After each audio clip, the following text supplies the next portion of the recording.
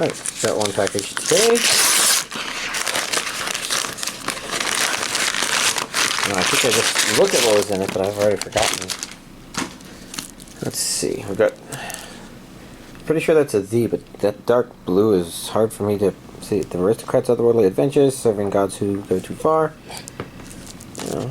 This was an amusing one. Let's see. Regions A and B should be...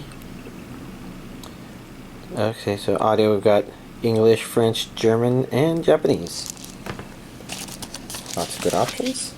Nice. Different underneath the slipcover.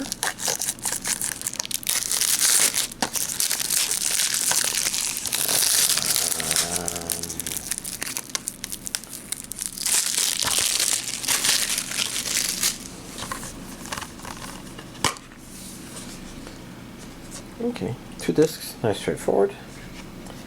Then we've got all the gods. There. Fun enough.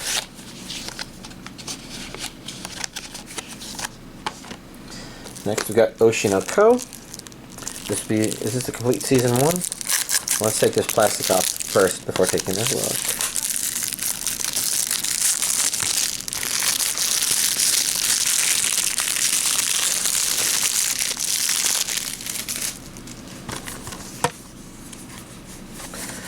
Sorry, I feel that it is not aligned perfectly. 2 discs.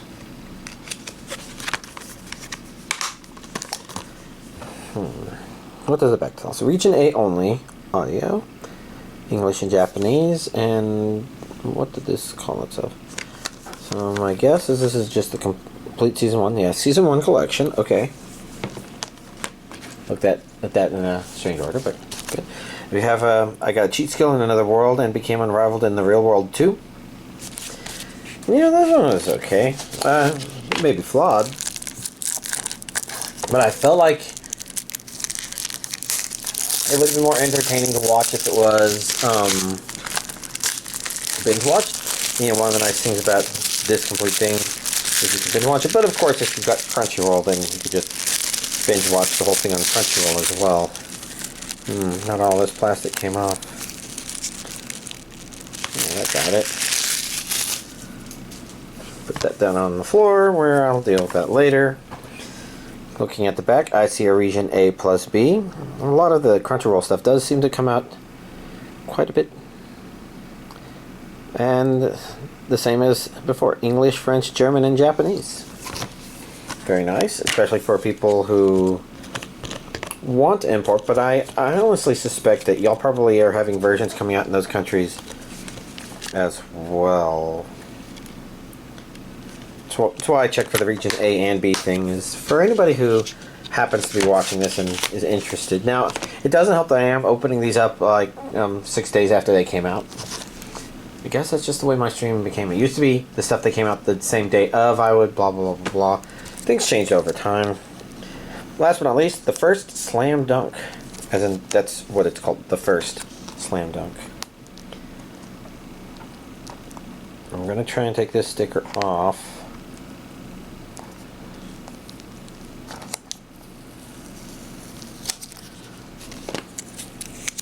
What does this sticker even say? Contains collectible sticker. Now, presumably this is not the collectible sticker. Put that to the side there. Take a look at the back real quick and see if there's discernible information, because this looks like a movie. English dub team. Oh, that's the region A right there. So, yeah, region A. Sounds like there's an English dub. Sometimes it feels like it's hard to read these. Is this G-Kids? Yeah, that's the G-Kids logo. It's hard for me to actually see it. I feel like there's something else coming out this week as well.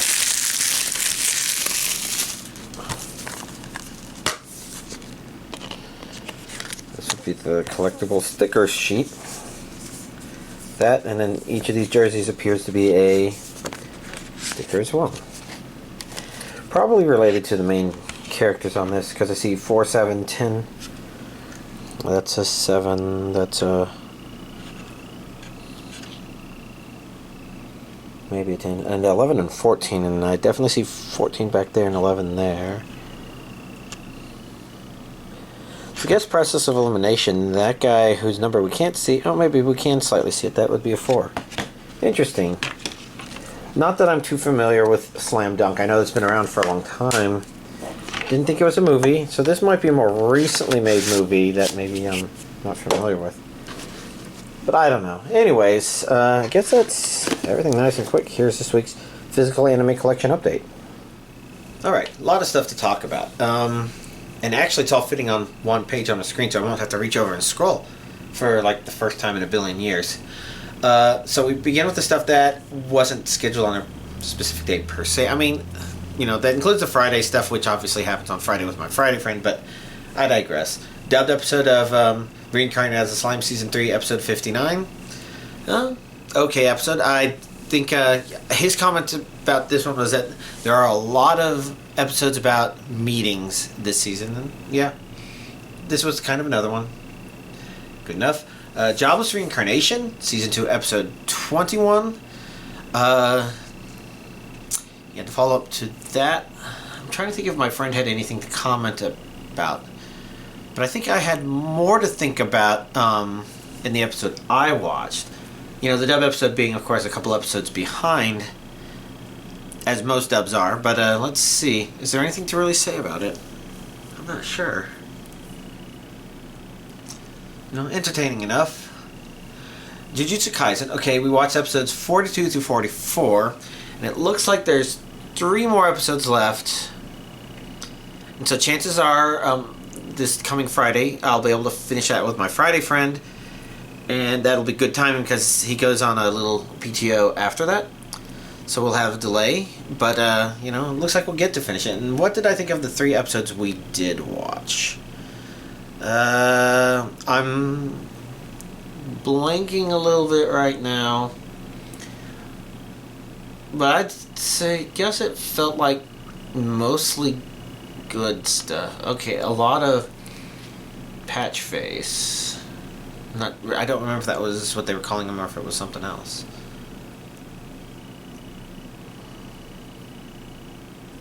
Didn't quite resolve everything, but it did maybe set things up for when it's going to finalize stuff and wrap things up. So, entertaining enough. I didn't feel anything as strongly this time in terms of like the show jumping the shark, I guess. Maybe that would be a description of what I was describing last week. A description of a description. Strange way to put it. But I will agree with my friend that it is a little exhausting. It's not necessarily bad. But it's kind of interesting because I guess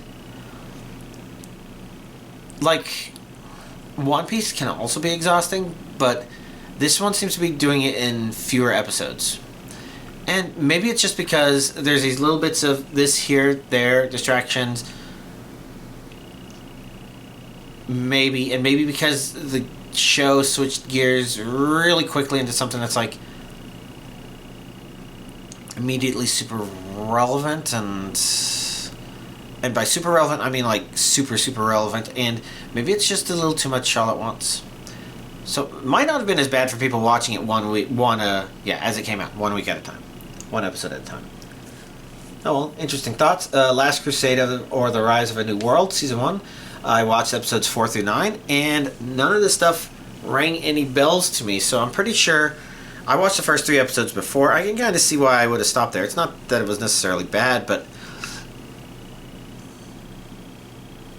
I guess it didn't necessarily sell me. And in this case, I watched a whole lot of the episodes because it was something I could just have on in the background, which obviously I won't be able to do when Season 2 airs. Sorry, the hiccups are trying to interrupt things. But yes, with Season 2, if I watch the episodes as they come out, they'll be subtitled, so I won't be able to watch it dubbed like I am here. I'm not sure how much I care. I mean, I do like some of the dubbed voices. Some of the dubbed voice actors have nostalgic reminders for me. But at the same time, the show itself, I don't know. Kind of hate the maid. But, you know, people who break international law kind of, I don't know. I mean, maybe it's not exactly right to say that's exactly what she did, but she did stuff along those lines, and it's just like, I don't know, and fuck everybody else for not handling it in the right way. The right way being that her own country arrests her for, starting shit in neutral territory. Fuck her. Contents of what's happening, I'm not sure what to make of it, because it sort of feels like stuff just sort of happens, and sometimes the main lady's attitude feels like it flutters a little bit along the show's whim to, well, this is a show about how they're the ultimate destined couple, but I guess she's supposed to be a sort of ice princess, sort of. Well, I don't know that her attitudes ever really struck me as icy. And maybe that just means that the way this tsundere is executed isn't entirely synchronizing with me, but, it's not necessarily bad. Anyways, the point is, 9 episodes in, you can have that on as a dub in the background while stuff is happening, and it's okay. I'm not even quite sure if this means I will watch Season 2. I guess we'll have to see how the Season 1 ends, what's going on at the timing of Season 2, but things to think about.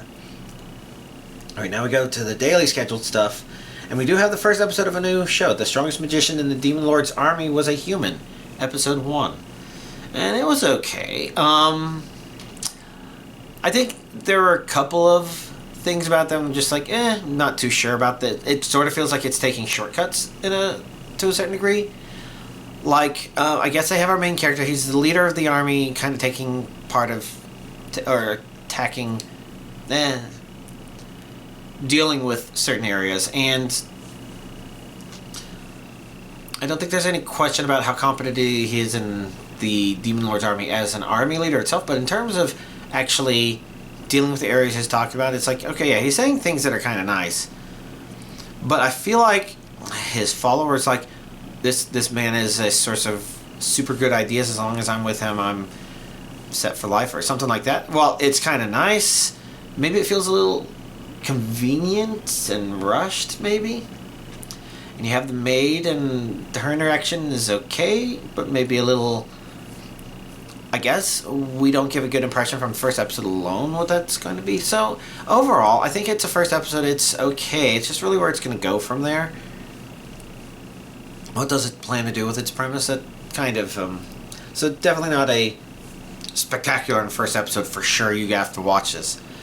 Not like Kaiju number 8, which if episode 1 doesn't make it go, oh wow, this is actually pretty good, and it's like, it only gets better from there, but I digress. Anyways, okay for a start. Still did not catch up on Mysterious Disappearances. And I think that's the only thing on my list I didn't catch up on. Then there's the stuff I watched. That Time I Got Reincarnated as a Slime, Season 3, Episode 61. What happened in the episode that I watched? What happened in the episode that I watched? I'm blanking on that right now.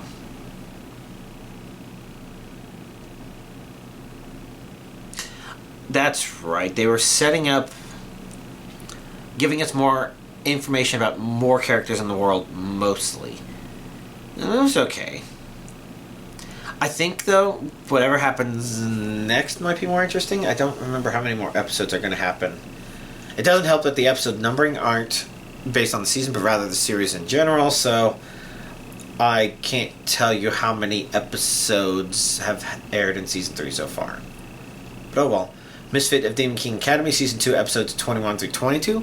Basically a catch-up. One of the things that was kind of meh about watching these two episodes back-to-back is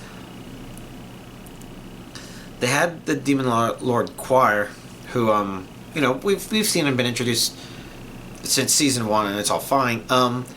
They had him sing a song. It's a very Japanese pop idol song. And maybe that's okay and fine, but my only complaint is now that it's 2 episodes in a row that are kind of about that. Not necessarily a bad complaint, but just sort of watching these episodes back to back just felt strange. And the show is already strange enough as it is, where it's like, I'm watching it and I'm feeling like, okay, I kind of have an idea of what it's saying in the moment, but I don't know how much I care about this from a story perspective, because this show just seems to make up bullshit. Interesting bullshit, but bullshit as it goes. And so it's got that weird mix. And we are learning more relevant information about the stuff that it's been showing.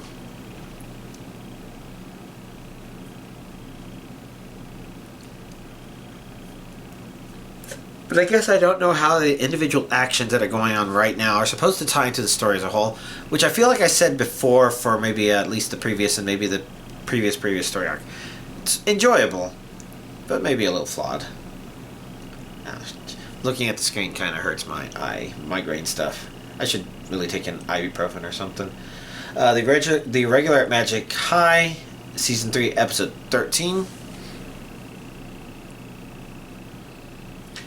I thought this resolved stuff. Yes, they did show that happening. So, yeah, that happened. So, I guess it kind of resolved stuff. Entertaining enough stuff, and it ended with a thing that's not... I don't know that feels like a stinger, but it kind of... This show's going on. And, you know, it is what it is. If I were to say... I think maybe the reason past Season 1 it doesn't feel so...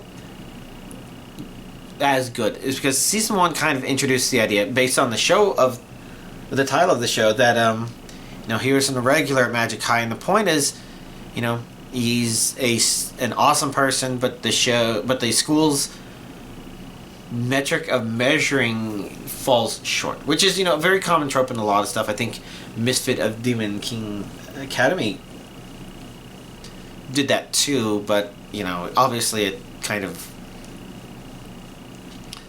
did something a bit more than that, because it kind of grew out of that really quite fast. So that's one where I think it kind of feels like it has a direction each season. But for Regular Magic High, I think the problem is Season 1, you had this feeling of, okay, he was being undervalued and underestimated. And, well, I think that's a thing that's still present a little bit in Season 3. I don't recall it feeling anything like that in Season 2. And so I sort of feel like it just sort of forgot that. Everything I felt in the first season was just more, okay, he's actually so awesome that y'all should feel a little silly for just how hard y'all are having trouble measuring his awesomeness. Whereas I think Season 3 even began with, oh, well, now that we've learned from that, okay. And the closest Season 3 seems to have to that fundamental concept is him being acknowledged by the family. And I don't mean like mother, dad, but I mean like the powerful family itself, that he's a part of that. But the problem is the events that happen don't feel tightly connected to that. They just kind of sort of feel like they are that. But him doing them doesn't feel like it's accomplishing it. So maybe that's what feels like the show lost after Season 1. But Season 3 was okay. And like I said, I felt the connection a little bit better with Season 3 than I did with Season 2. So, good stuff. Train to the End of the World, episodes 11 through 12, which includes thumbing through the 11.5, which appeared to be only a recap episode. And I didn't see anything in there that made me think that there were, like, new scenes or anything like that. It was an okay ending, I suppose. Watching it left me a little trepidatious, I think. Probably mostly because the nature of the conclusion felt like it was maybe dealing with too intense things that I guess I just don't enjoy as much. First of all, that slimy fucky weasel person who I don't want to see him continuing to do that stuff, and I get a little tired of seeing him continue to be a slimy weasel, I guess. That stuff, you know, just tricky, but it's fine, it's whatever. The show just kind of did random stuff, really weird, but fine. But then I guess there was a conflict between the main character and the one friend they've been looking for, which we've known about, and it needed to resolve that. But I guess it's sort of the way it was executing it. I didn't feel like it was setting up for the most entertaining resolution of that stuff, I guess. And it turned out okay once it finally got into speed, with the real problem being that it was just kind of doing random stuff. Not in a way that's very different, but in a way that's just sort of like, okay, well, we saw Weasel gotta make one final thing, and then it's like, oh, well, that turned out to be a kind of nothing burger to just kind of have an excuse to have another character show up out of the blue for no reason. For no reason. Like, they could have done a better job with that. So thematically, it feels like it tumbled a little bit, but didn't fall over per se. Just, yeah, definitely one that it's like somebody else out there really likes it for sure. For me, it was okay.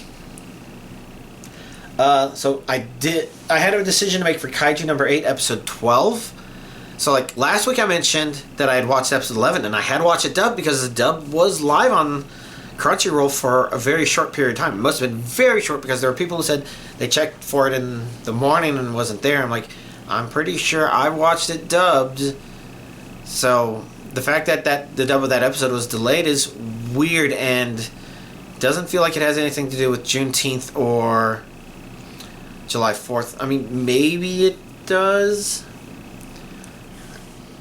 But the fact that they would delay the dub of episode 11 till next week, this coming week, and the dub of 12 to the week after, is strange. Because if it was delayed because of holidays, then it would have made more sense if they were staggered. So, like, if episode 11's dub came out this previous weekend, and then not this coming weekend, but the weekend after would be the 12th and final.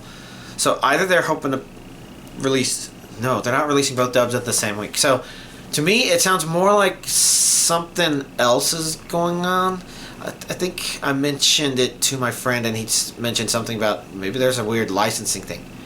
Maybe there could be. And maybe they couldn't figure that out or resolve it over the Juneteenth week. And that would be fair.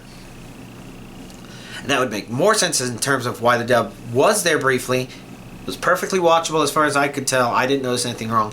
But then taken down. And then we're told that it'll come back not this previous weekend, which was after a week of normal work, purportedly. But I don't know. Strange stuff. But overall, okay, I give all of that, and I decided to go ahead and watch Kaiju number 8, episode 12, subtitled. And I think I like where it ended. Now, I really wish season 2 was coming out this coming week, but it's not. And that's okay. You know, they need to make sure they take the right time to do the right stuff. I'm not sure that this show is necessarily good in the same way that Attack on Titan is, where you can look at it and say, okay, this story is so planned from the beginning that you can tell that they were giving hints as to things they would reveal in the beginning episodes. Episode 1 has a reveal from like 70 episodes later. You know, pretty crazy, insane stuff. Maybe even a couple of reveals, if depending on how you look at it, or analyze it. But Kaiju number 8 doesn't feel like that, and it hasn't been entertaining because it's been tricky like that. It's just been good storytelling. And setting up, I guess, really good characters. Characters that you're like, I like these characters. I like, the main character is pretty nice. But I say all that in episode 12, you know, I think a good ending to where season 1 needed to end, and definitely wish season 2 was already out. And I want them to take whatever time they need to make sure, you know, whatever animation, whatever voicing, whatever characterization, all of it is as much as they need in order for the show to continue on and to hopefully be just as entertaining. All good stuff. Newgate, episode 12. It's kind of strange because it feels like maybe 1.5 episodes kind of got squeezed into one episode. I do believe it did stuff in order to resolve I guess the events of season 1 and complete it. And the main issue is, I guess, the same as from the beginning, where it's like, I guess I'm not quite sure what specifically I should be looking forward to in this show. For me, it would have been interesting if, like, oh, he's about to meet up with Schnee again, was people who are like, holy shit, you don't just have a letter of introduction from the Moon Sanctum, you are close companion of Schnee. Wow. But they didn't do that, and I don't know if it would have been as good to do that. It's stuff. Anyways, stuff. Then I was surprised on Saturday because I think my notes suggested it would actually happen later, but episode 1 of My Wife Has No Emotion aired, and I went ahead and watched that. My interest in the show, of course, being that Chobits, which I do believe is right over there. Is that showing up on the camera? Well, it's actually right here, duh. But yeah, that is showing up on the camera. You can see a little bit of chi there. Chobits is a dear show to me. It's one that introduced me to the concept of buying something on DVD Blu-ray before I've even watched it. Even though nowadays I watch everything on Crunchyroll long before it comes out on DVD Blu-ray. But, you know, it introduced me to that concept, and I introduced myself to so many shows where I'm like, yeah, I could just introduce myself to a new show by buying it on physical media. But beyond that, Chobits was a touching story. So how does My Wife Has No Emotion compare to that? And I don't know necessarily something where you should directly one-to-one compare it, because you know, watching it, it's not supposed to be Chobits version 2 or anything like that. It's definitely doing its own thing. And I guess Chobits is more of a guide in terms of... So, like, one thing I would say that Chobits did well that was a little weird in this one. So, like, the description of the show is a little weird, because we're supposed to say, okay, this is just the guy who bought a girl-shaped computer and he falls in love with her. Falls in love. I don't know. It's one of those tricky things where sometimes shows like this are like, does it have emotions? I'm like, yeah, it clearly does, but what you actually meant was, does it have human emotions? As in, like... Because, like, I would say that, you know, our robots have emotions, just not necessarily, like, anger or stuff. You can probably say there can be emotions such as, like, frustration or hunger or something like that. Very basic things, because, like, we'll have robots that know to go and charge themselves up. Or, you know, a robot vacuum that's like, I need to vacuum this area. No, maybe it knows to try again. And that's a very light form of frustration, but you can consider that. Because ultimately emotions are something that our bodies do in order to drive us to behavior. And maybe y'all have watched Inside Out 2 and y'all know this a bit better. But Inside Out 1, at least, you know, kind of was like, you know, it showed those emotions, and they kind of explained why some of them are just like, basically, yeah, you do this in order to keep us safe, you do this in order to blah, blah, blah, blah. And the point being, I think that the first Inside Out movie was definitely about sadness and how it's like, okay, sometimes it's a negative emotion, but it's a needed one. And there's a lot of interesting things about that movie that can be analyzed, but the point is, you know, this robot clearly has emotions, and these are emotions that are maybe basic, but what would make the show a little bit better if it was described better is if instead of just, oh yeah, does she have emotions, so my thoughts are scattered, sorry. The thing I liked about the way Chobits introduced stuff is our main character was ignorant of the technology, and he got his persocom in a very unusual way. And so our understanding of our character's relation to persocoms is driven by us seeing him get introduced to it. Whereas this character, he kind of already has it. I say kind of. He already has it at the beginning of the show. The way he behaves is weird, because the show describes it like, oh, he just falls in love with a girl-shaped computer.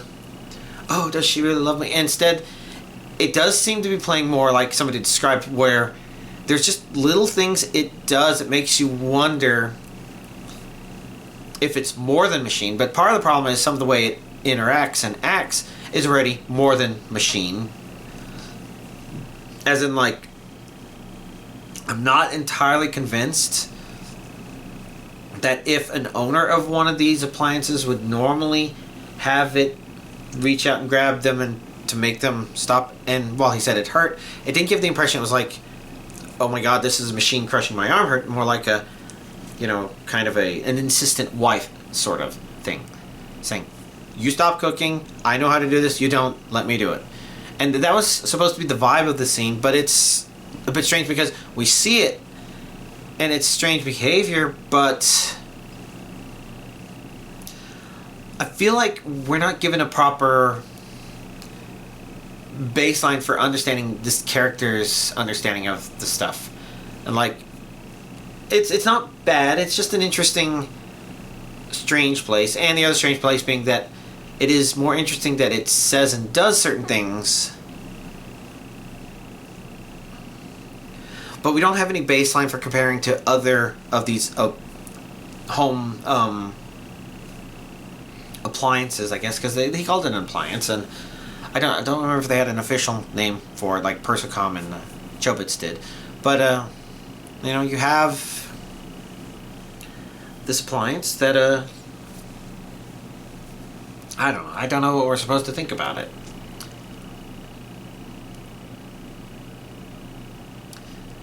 And yeah, I guess it's just a rough first episode thing, so maybe we should see other episodes, because I know that the opening at least shows a person with one other one, and I'm not sure what to make of its behavior, but it's very strange.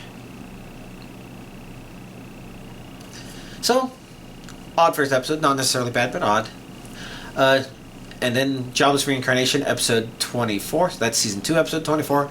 So I watched that. That was a complete finishing of it.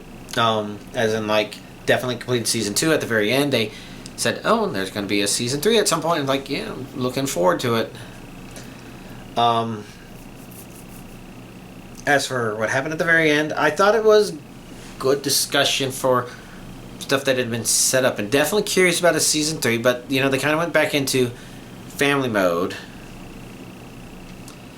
and kind of a wrap-up of stuff there. And it's kind of nice, because a lot of season 2 core 2 had been family building sort of stuff.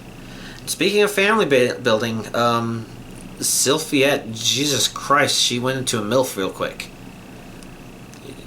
She looks very refreshingly different and very nice. So that was an interesting thing about it.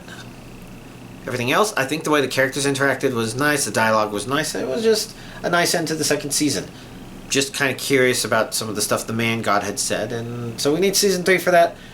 But probably we wait like a year or 2 or something, we'll have to see. But good stuff. And then we have today's stuff, which is 2 things. The Osan newbie adventurer trained to death by the most powerful party became invincible, episode 1.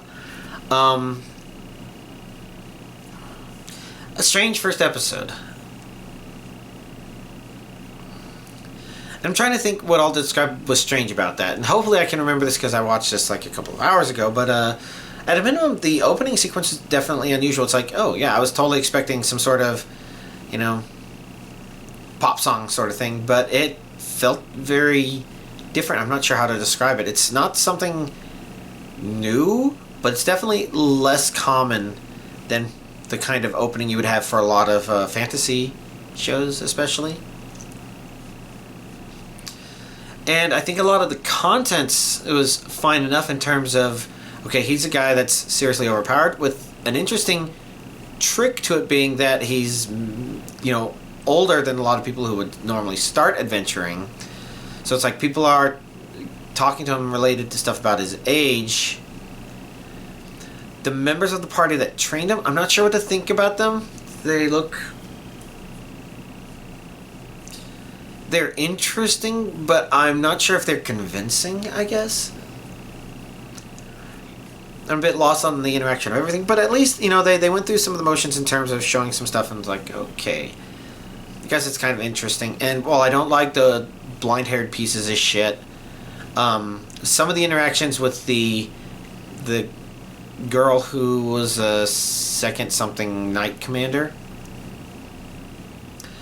surprisingly amusing things about that. But at the same time, it felt like maybe the first episode didn't quite have payoff. We want to see what it's going to do, and it's hard to say what the show's going to do overall just based on watching the first episode. It just sort of did some stuff. So, okay, what should I expect of this? And I'm not entirely sure. So, need more episodes to find out, but... Excuse me, interesting start. And then last but not least on my list, we have Spice and Wolf. And that would be Merchant Meets the Wise Wolf, episode 14, which I think is continuing on into stuff that was covered in Spice and Wolf Season 2. But at this point, I don't remember Season 2 well enough to say for certain. But, you know, it's entertaining enough stuff. Them doing stuff, them bantering about stuff. Although at the same time, I guess I feel a little tired. Hopefully it means that I don't stop watching. Maybe that's just a weird digestion thing that just started up right now. I don't know.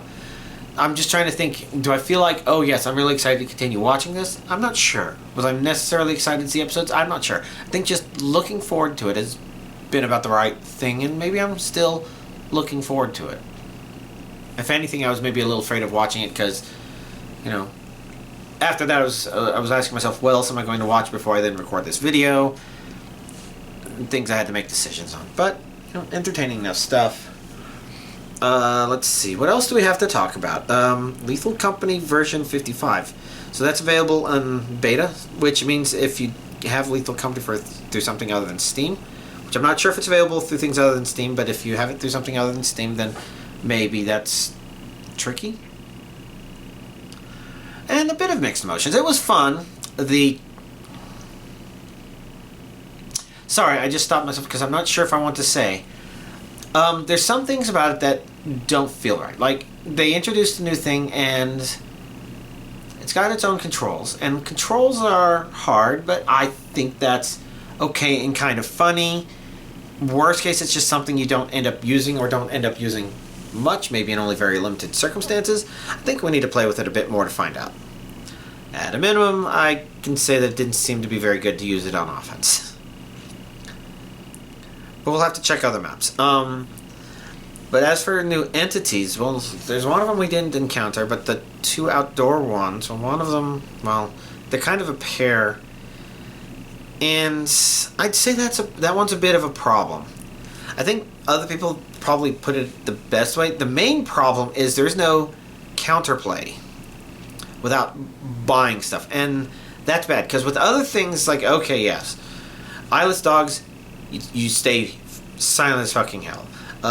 Baboon hawks have been kind of frustrating because it's hard to tell how much counterplay they necessarily have. It feels like there's something there, but it's tweaked weirdly because that's the only way to make them actually threatening, I guess. Which just makes it really annoying when you can't deal with one because there's nothing you can do to deal with one, I guess.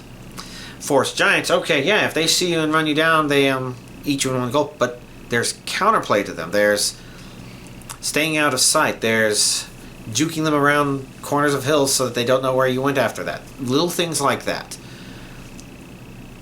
But this other new entity doesn't feel like it has that. It's like you're not safe inside the ship. And it's fine to do that if there's counterplay, but in this case, the counterplay is people need to shuffle, and that's something you need to buy or find, and it's like, that's going a bit too far, game. Because otherwise, if your plan is, oh, just don't get pulled, well, that seemed to work one or two times, but then the cheating motherfucker was killing us on the ship. It would grab us on the ship, and even though we were able to make it unable to drag us out, it still killed us. One hit. And I've got thoughts on why that may be, but that just means it's badly designed. It's a good idea, it's just badly designed.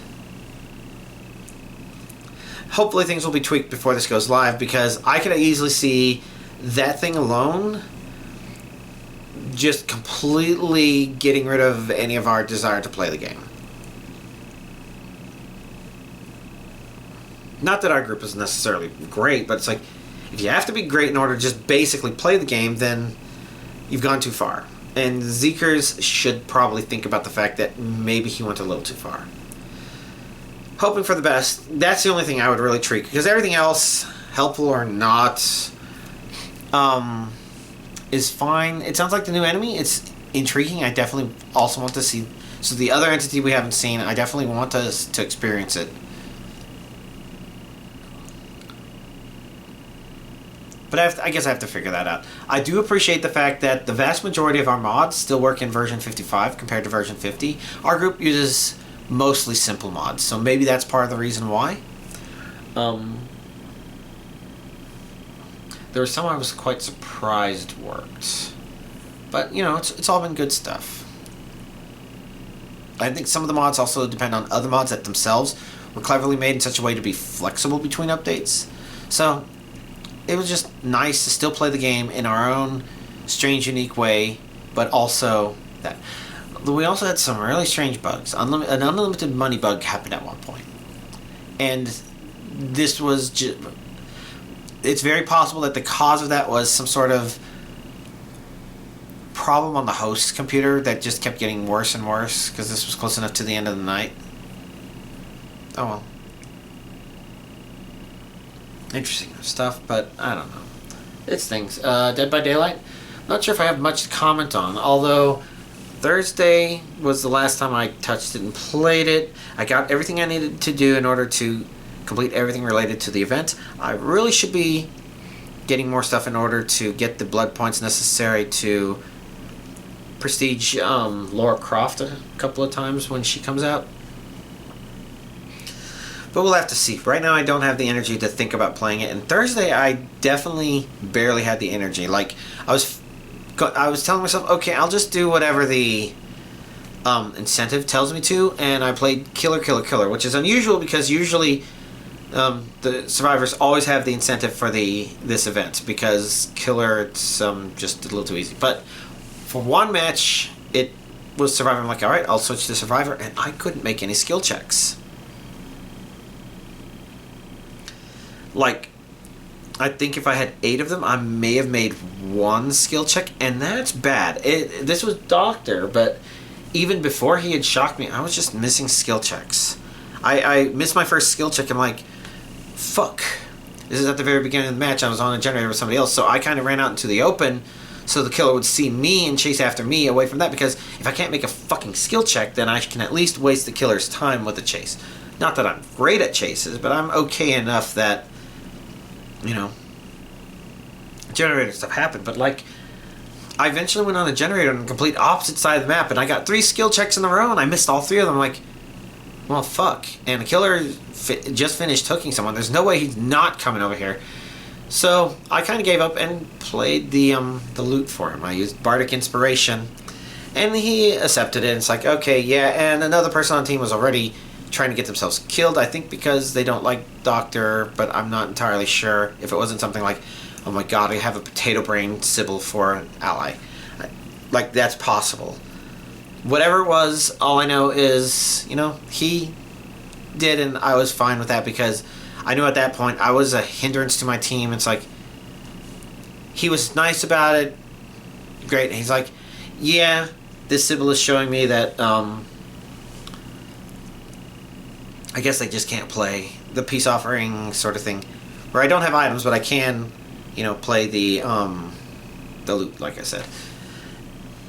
And then I switched back to Killer, because it's just like, okay, even though the incentive is higher on Survivor, I obviously can't play, and I just need 5 triggerings of the bag of tricks. I'm done with this event. One more thing, I can maybe do it if I get enough hooks.